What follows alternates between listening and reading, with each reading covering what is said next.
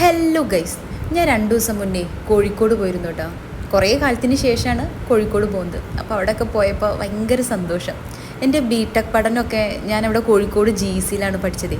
അപ്പോൾ ഞാനും എൻ്റെ കൂട്ടുകാരൊക്കെ കൂടി ഈ മാനാഞ്ചിറ സ്ക്വയറിലൂടെ ഇങ്ങനെ തെണ്ടി തിരിഞ്ഞ് നടന്നതൊക്കെ അതൊക്കെ ഇങ്ങനെ മനസ്സിലേക്ക് ഇങ്ങനെ ഓർമ്മ വന്നു.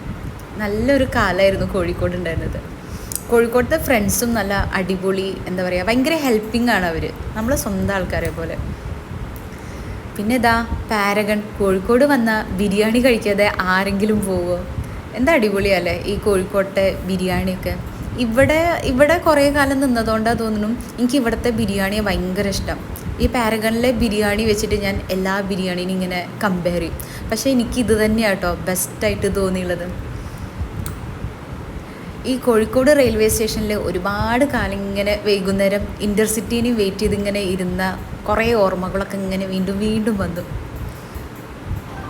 അനീക്കി സംഭാവന, കണ്ണൂർ ഇൻ്റർസിറ്റി, എറണാകുളം എക്സ്പ്രസ്. കേട്ടോ യുഗോ?